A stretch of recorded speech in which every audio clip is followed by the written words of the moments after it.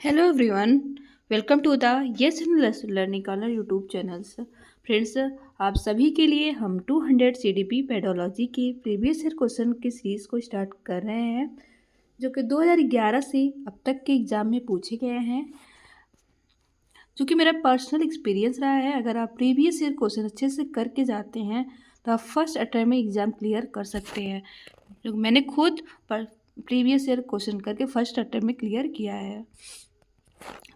तो first start कर लेते हैं हम आज की सीरीज को। तो फर्स्ट क्वेश्चन है आपका, निम्नलिखित में से कौन सा आकलन करने का सर्वाधिक उपयुक्त तरीका है? आकलन सत्र की समाप्ति करना चाहिए, या आकलन शिक्षण अधिगम में अंतर्निहित प्रक्रिया है, या आकलन एक शैक्षणिक सत्र में 2 बार करना चाहिए, शुरू में और अंत में, या आकलन शिक्षक के द्वारा नहीं बल्कि किसी बाह्य एजेंसी के द्वारा कराना चाहिए। तो राइट आंसर क्या होगा आपका? आकलन शिक्षण अधिगम में अंतर्निहित प्रक्रिया है, जिससे कि बालक अपने अंदर की कमियों को जान सके और उसे दूर कर सके। आकलन का कार्य होता है फीडबैक देना। नेक्स्ट देखते हैं हम, निम्नलिखित में से कौन सा सृजनात्मक से संबंधित है? अपसारी चिंतन, या विचारी चिंतन, या संवेगी चिंतन, या अहंवादी चिंतन? राइट आंसर क्या होगा आपका? ऑप्शन ए, अपसारी चिंतन। अपसारी चिंतन को सृजनात्मक चिंतन भी कहते हैं। इस चिंतन के अंदर व्यक्ति को कुछ तथ्य तो दिए होते हैं, उनमें अपनी ओर एक तथ्य जोड़कर निष्कर्ष निकाला जाता है। एंड नेक्स्ट देखते हैं हम, बच्चों के बारे में निम्नलिखित कथनों में से किस कथन को वयस्क सहमत होते हैं? बच्चे समवयस्कों और वयस्कों के साथ सामाजिक अंतःक्रिया के माध्यम से सीखते हैं, या बच्चे तब सीखते हैं जब उनके लिए आकर्षक पुरस्कार निर्धारित किए जाएं, या बच्चों के चिंतन को तब समझा जा सकता है जब प्रयोगशाला में पशुओं पर प्रयोग किया जाए, या बच्चे जन्म से शैतान होते हैं, उन्हें दंड देकर नियंत्रित किया जाना चाहिए। राइट आंसर क्या होगा आपका? ऑप्शन ए, बच्चे समवयस्कों और वयस्कों के साथ सामाजिक अंतःक्रिया के माध्यम से सीखते हैं। जैसे कि सिद्धांत के अनुसार संज्ञानात्मक विकास जो होता है वो सामाजिक और सांस्कृतिक परिवेश से गठित होता है तथा उससे प्रभावित भी होता है। इसलिए बच्चे समवयस्कों और वयस्कों के साथ सामाजिक अंतःक्रिया के माध्यम से सीखते हैं। नेक्स्ट देखते हैं हम, बच्चे क्या होते हैं? जिज्ञासु प्राणी होते हैं जो अपने चारों ओर के जगत को खोजने के लिए अपने ही तर्कों और क्षमताओं का प्रयोग करते हैं। चिंतन में वयस्कों की भांति ही होते हैं, जो ज्यों ज्यों बड़े होते हैं उनके चिंतन में गुणात्मक वृद्धि होती है। या रेत बर्तन के समान होते हैं जिसमें बड़ों के द्वारा दिया गया ज्ञान भरा होता है। या निष्क्रिय जीव होते हैं जो प्रदत्त सूचना को जीव की तो प्रतिलिपि के रूप में प्रस्तुत करते हैं। राइट आंसर क्या होगा आपका? बच्चे जो होते हैं जिज्ञासु प्राणी होते हैं, जो कि अपने चारों ओर जगत को खोजने के लिए अपने ही तर्कों और क्षमताओं का उपयोग करते हैं। शुरू में शिशु क्या होता है कि तत्कालिक परिस्थिति वातावरण के प्रति अनुक्रिया करता है तथा धीरे धीरे धीरे इन व्यवहारों को आत्मसात करते हुए विकसित होता है। नेक्स्ट देखते हैं हम, बच्चों की त्रुटियों के बारे में निम्नलिखित में से कौन सा कथन सत्य है? असावधानी के कारण बच्चे त्रुटियां करते हैं, या बच्चों की त्रुटियां उनके सीखने की प्रक्रिया का अंग है, या बच्चे तब त्रुटियां करते हैं जब शिक्षक सौम्य और उन्हें दंड ना देता है, या बच्चों की त्रुटियां शिक्षक के लिए महत्वहीन है और उसे चाहिए कि उन्हें काट दे और उन पर अधिक ध्यान ना दे। तो राइट आंसर क्या होगा आपका? ऑप्शन बी, बच्चों की त्रुटियां उनके सीखने की प्रक्रिया का अंग है। जैसा कि हम जानते हैं थॉराइड ने एक सीखने का उनका एक अधिगम हमारे जो प्रयास और त्रुटियों का सिद्धांत है उनका है, लेकिन जिनके अनुसार बच्चे त्रुटि करते हैं और जब वो बार बार प्रयास करके त्रुटियों की संख्या कम या समाप्त कर प्रयास करते हैं तो स्थिति प्रयास एवं त्रुटि द्वारा सीखना कहलाती है। इसलिए बच्चों को त्रुटियों उनके सीखने की प्रक्रिया का एक अंग मानी जाती है। इस देखते हम, अध्यापक को यह सुनिश्चित कराना चाहिए कि उसकी कक्षा के सभी शिक्षार्थी अपने आप को स्वीकृत और सम्मानित समझें। इसके लिए शिक्षक को चाहिए कि वह कड़े नियम बनाए और बच्चे उनका पालन करें। यह वंचित पृष्ठभूमि से आने वाले बच्चों को तिरस्कार करे ताकि वो अनुभव करे कि उन्हें अधिक कठोर परिश्रम करना है। उन्हें उन शिक्षार्थियों को पता लगाए जो अच्छी अंग्रेजी बोल सकते हैं और संपन्न घरों से हो तथा उन्हें आदर्श के रूप में प्रस्तुत करे, या अपने शिक्षार्थियों की सामाजिक सांस्कृतिक पृष्ठभूमि की जानकारी प्राप्त करे और कक्षा में विविध मतों को प्रोत्साहित करे। तो राइट आंसर क्या होगा आपका? ऑप्शन डी, अपने शिक्षार्थियों को सामाजिक सांस्कृतिक पृष्ठभूमि की जानकारी प्राप्त करे और कक्षा में भी प्रोत्साहित करे। इसके लिए अध्यापकों को सभी विद्यार्थियों को सामाजिक जानकारी होनी चाहिए, जिससे कि बालक के आंतरिक भाव को समझ सके और बच्चे के अनुरूप शिक्षण कार्य कर सके। नेक्स्ट देखते हैं हम। सुरेश समान रूप से एक शांत कमरे में अकेले पढ़ना चाहता है, जबकि मदन एक समूह में अपने मित्रों के साथ पढ़ना चाहता है। तो उनमें भिन्नता का क्या कारण है? मूल्यों या अभिक्षमता या अधिगम शैली या परावर्तक स्तर। तो राइट आंसर क्या होगा आपका? अधिगम शैली।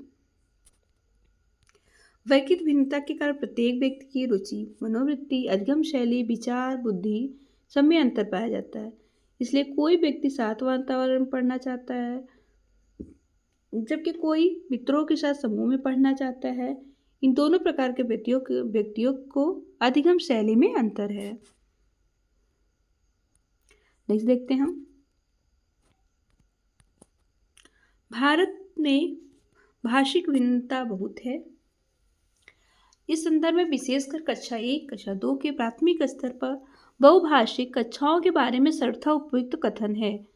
शिक्षार्थियों को अपनी मातृभाषा या स्थानीय भाषा का प्रयोग करने पर दंडित किया जाए, या विद्यालय में उन्हीं बच्चों को प्रवेश दिया जाए जिनकी मातृभाषा वही हो जो शिक्षा के लिए अपनाई जा रही हो, या शिक्षक को सभी भाषाओं का सम्मान करना चाहिए और सभी भाषाओं में अभिव्यक्ति के लिए बच्चों को प्रोत्साहित करना चाहिए, या जो बच्चे कक्षा में मातृभाषा का उपयोग करते हैं अध्यापक को उनकी उपेक्षा करनी चाहिए। तो राइट आंसर क्या होगा आपका? ऑप्शन सी, शिक्षक को सभी भाषाओं का सम्मान करना चाहिए, सभी भाषाओं में अभिव्यक्ति के लिए बच्चों को प्रोत्साहित करना चाहिए। क्योंकि यदि किसी कक्षा में बहुभाषी विद्यार्थी हैं, विशेषकर कक्षा 1, कक्षा 2 के प्राथमिक वर्ष में, तो ऐसी परिस्थिति में शिक्षक को एक ऐसी शिक्षण प्रक्रिया का निर्माण करना चाहिए जिससे कि सभी बच्चे सहजता से सीख सकें और अपने भाव, विचारों आदि को अपनी भाषा में अभिव्यक्त कर सकें।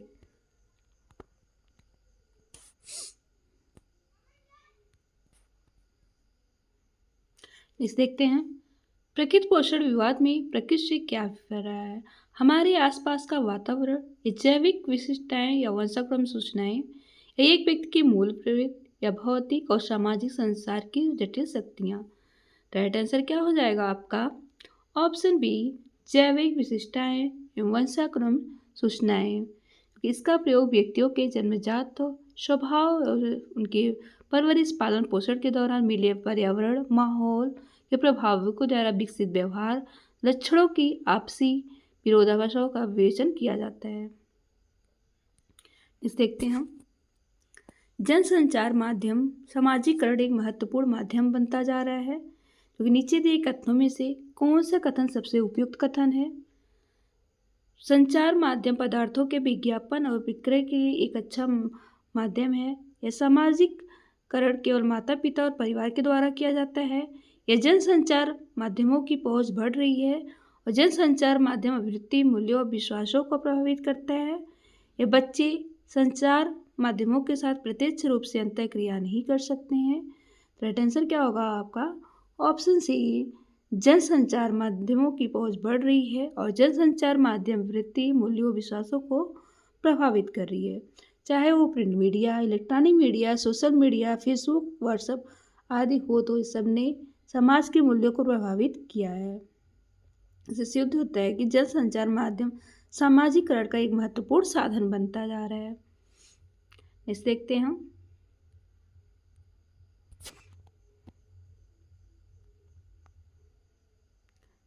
बच्चे किस प्रकार से सीखते हैं? नीचे दिए गए कथनों में से इस प्रश्न के विषय में सही नहीं है। बच्चे केवल कक्षा में सीखते हैं। बच्चे तब सीखते हैं जब संज्ञानात्मक रूप से तैयार होते हैं, बच्चे अनेकों प्रकार से सीखते हैं। ये बच्चे सीखते हैं क्योंकि स्वाभाविक रूप से प्रेरित होते हैं। तो आपका राइट आंसर क्या होगा? Option A. क्योंकि निगेटिव क्वेश्चन है तो हम उस पर ध्यान देना होगा हमें। बच्चे केवल कक्षा में ही नहीं सीखते हैं। बच्चे जो होते हैं जिज्ञासु प्रवृत्ति के होते हैं तथा वे हर समय हर परिस्थिति में सीखते हैं। उनके सीखने का तरीका अलग अलग होता है। तो ये ऑप्शन गलत है। इस देखते हैं। प्राथमिक विद्यालय के शिक्षक को अपने शिक्षार्थियों को प्रेरित करने के लिए निम्नलिखित में से किस रणनीति को अपनाना चाहिए? प्रत्येक शिक्षार्थी में अंक लाने के लिए स्पर्धा को प्रोत्साहित करना, प्रत्येक गतिविधि के प्रेरक के रूप में प्रोत्साहन, पुरस्कार, दंड का उपयोग करना, या बच्चों को उनकी रुचियों के अनुसार अपने लक्ष्य निर्धारित करने और उन्हें पाने के लिए उद्यम में सहायता करना, या पूरी कक्षा के लिए मानक लक्ष्य निर्धारित करना और उनकी उपलब्धि का आकलन के लिए कठोर मानदंड निर्धारित करना। तो राइट आंसर क्या होगा आपका? Option C. बच्चों को उनकी रुचियों के अनुसार अपने लक्ष्य निर्धारित करने और उन्हें पाने के लिए उद्यम में सहायता करना, जिससे कि वे बच्चों की रुचि के अनुसार लक्ष्य निर्धारित करें और उन्हें पाने में उनकी मदद करें, क्योंकि बच्चे वह कार्य ज़्यादा लगन और सामर्थ्य से करते हैं जिससे वो करने में उन्हें आनंद आता है। नेक्स्ट देखते हैं। निम्नलिखित में से कौन सा समाजीकरण का एक प्रमुख कारक है? परिवार, कंप्यूटर, आनुवंशिकता या राजनीतिक दल? राइट आंसर क्या होगा आपका? परिवार। क्योंकि समाजीकरण का प्रमुख कारक जो होता है परिवार होता है, क्योंकि बालक जो होता है पहले परिवार का सदस्य होता है और वह वहीं से अपने परिवार के मूल्यों, परंपराओं, विचारों आदि को सीखता है। देखते हैं। बच्चों को समूह कार्य देना एक प्रभावी शिक्षण रणनीति है, क्योंकि इससे शिक्षक का काम कम हो जाता है, या छोटे समूह से कुछ बच्चों को दूसरे बच्चों पर हावी होने की अनुमति होती है। सीखने की प्रक्रिया में बच्चे एक दूसरे से सीखते हैं और परस्पर सहायता भी करते हैं, या बच्चे अपना काम जल्दी करने में असमर्थ होते हैं। तो राइट आंसर क्या होगा आपका?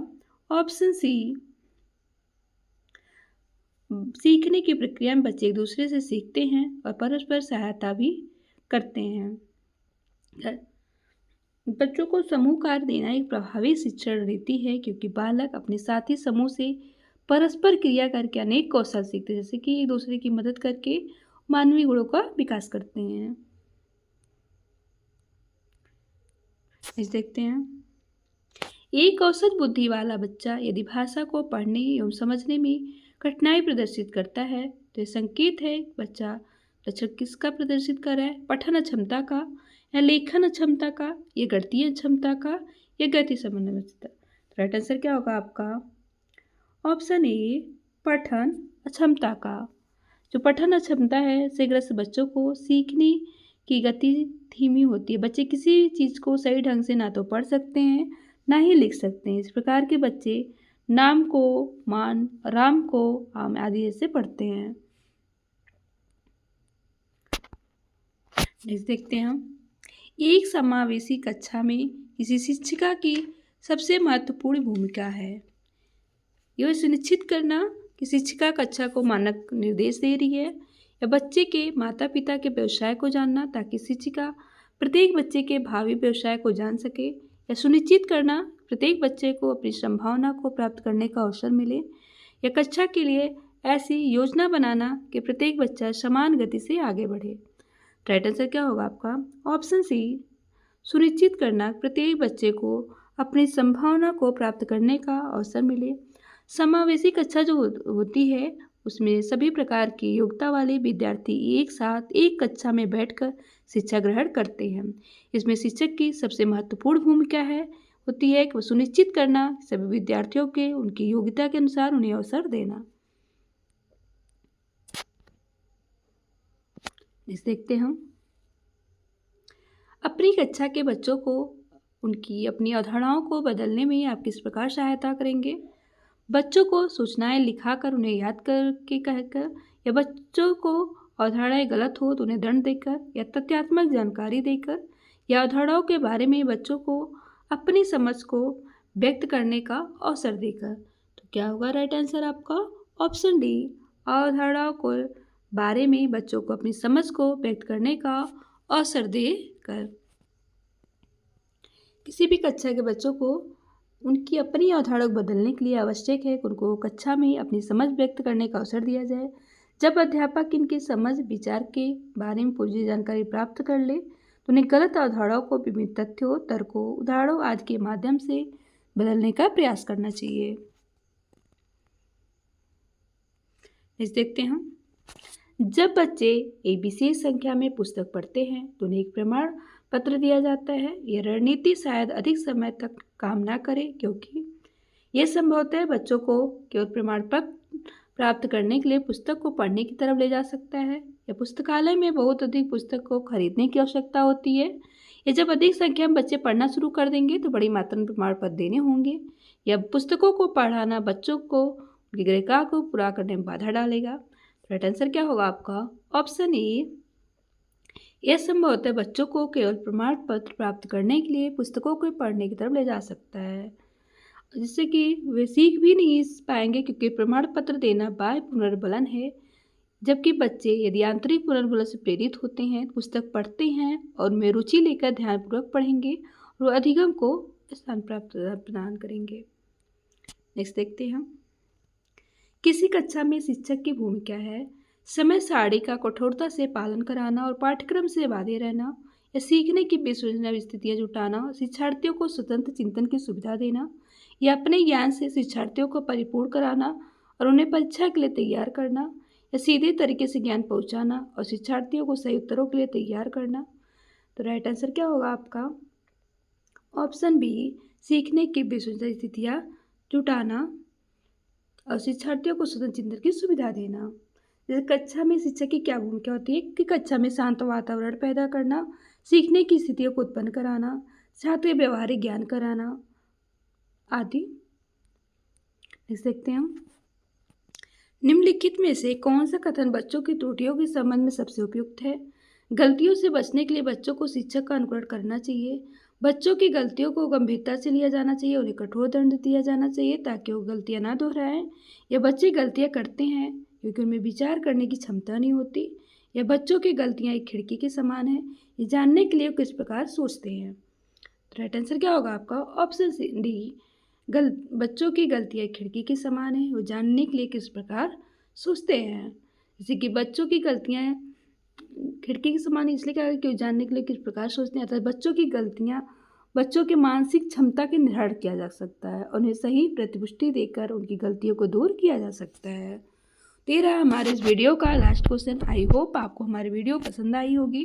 तो मिलते हैं हम आपसे नेक्स्ट वीडियो में एंड थैंक्स फॉर वॉचिंग।